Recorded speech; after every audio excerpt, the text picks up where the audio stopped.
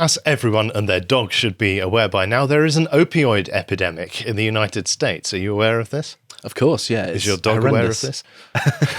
I don't have a dog, but if I did, they would certainly be aware of it. They would know about it. So let's talk a little bit about what this epidemic means. So we have this explainer from the American government. In the late 1990s, pharmaceutical companies reassured the medical community that patients would not become addicted to opioid pain relievers, and healthcare providers began to prescribe them at greater rates. Increased prescription of opioid medications led to widespread misuse of both prescription and non-prescription opioids before it became clear that these medications could indeed be highly addictive. You're telling me pharmaceutical companies didn't know that opiates were addictive? It's silly because opiates are some of the most addictive drugs known to man because they bind to receptors that are particularly receptive to addiction. I'm trying to characterize it, sort of personalize it to explain it in normal person's terms. But yes, opiates in particular are especially addictive because of your neurochemistry, more or less, and the way your neurotransmitters interact with opiates. And there have been like devastating opium epidemics throughout history, like the Opium Wars, for example, in China, where essentially Britain was selling tons and tons of opium to China, and most of the population was addicted. But it's also a very good money spinner, because if you're selling drugs to someone who's addicted, then like there is no rational force that's going to prevent them doing everything in their power to buy it, even if you charge outrageous prices or whatever it may be, or make outrageous requests. They will comply with them to get the thing that their addiction needs. So it's an inherently dangerous and quite unethical business practice.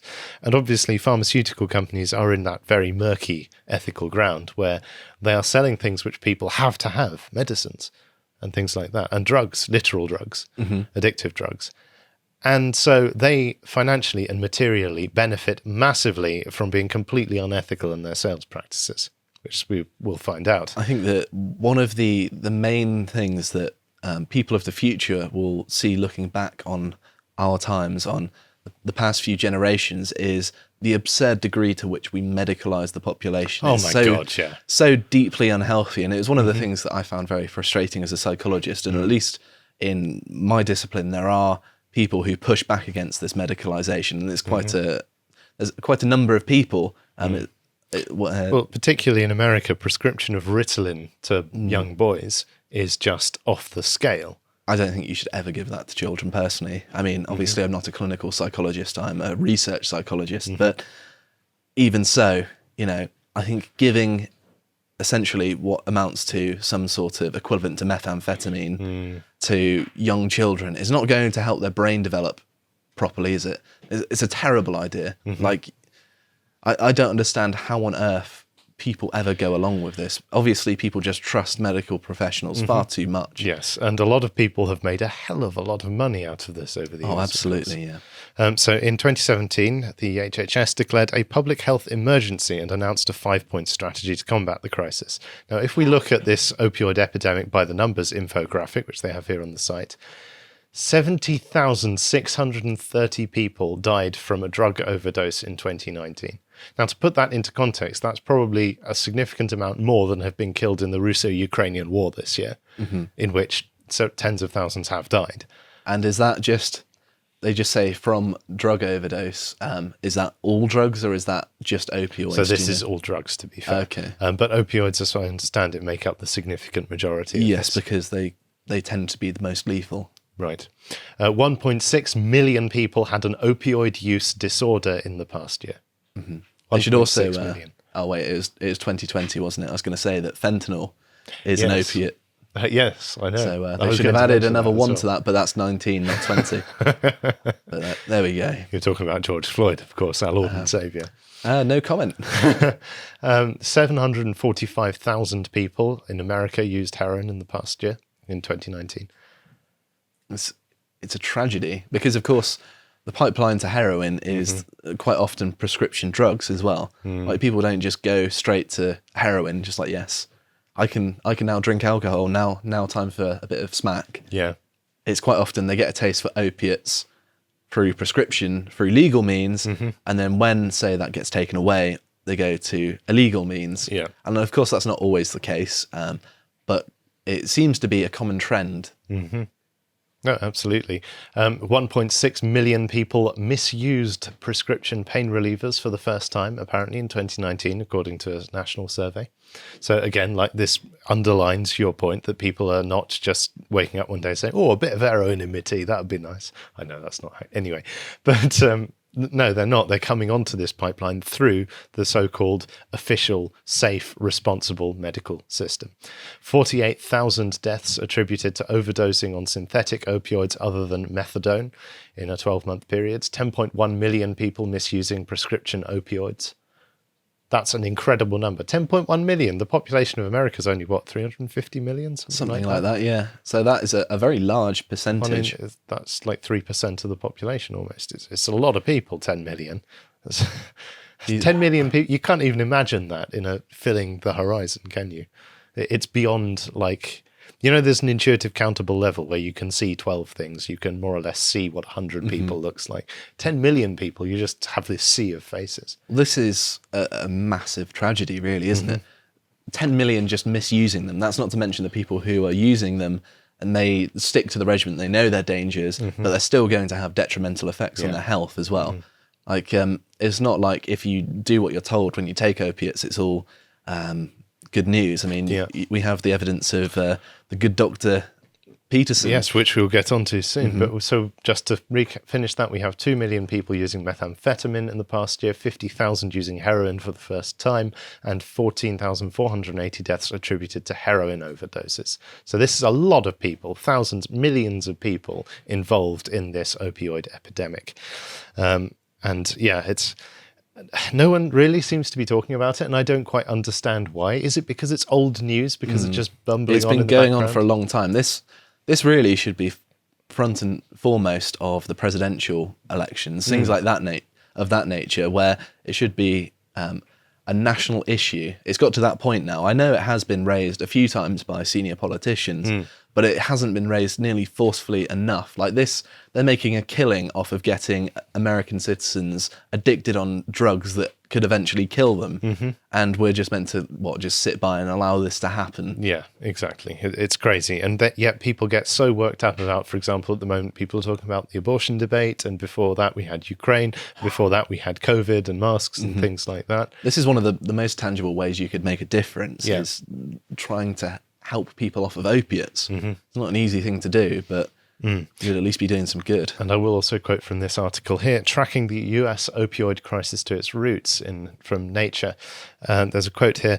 And as hard as the authorities in the United States are working to address the opioid crisis, the country could still be vulnerable to epidemics of other types of prescription drug. Some researchers are concerned that benzodiazepines, a widely used class of sedative, are being overprescribed. Excess pills are often shared with family members or friends, in a similar way to what happened early on in the opioid crisis. But benzodiazepines are addictive and can be dangerous when mixed with other drugs. In fact, about 23% of US opioid overdose deaths in 2015 also involved benzodiazepines. That's a quarter. It's staggering. And this is a legal drug as well. Yeah, it is. This is what did for Jordan Peterson, like Jordan Peterson's kryptonite, I've heard it referred to. This is what took him out. And he ended up having to go into rehab, and he ended up in a hospital in, was it Russia or Serbia?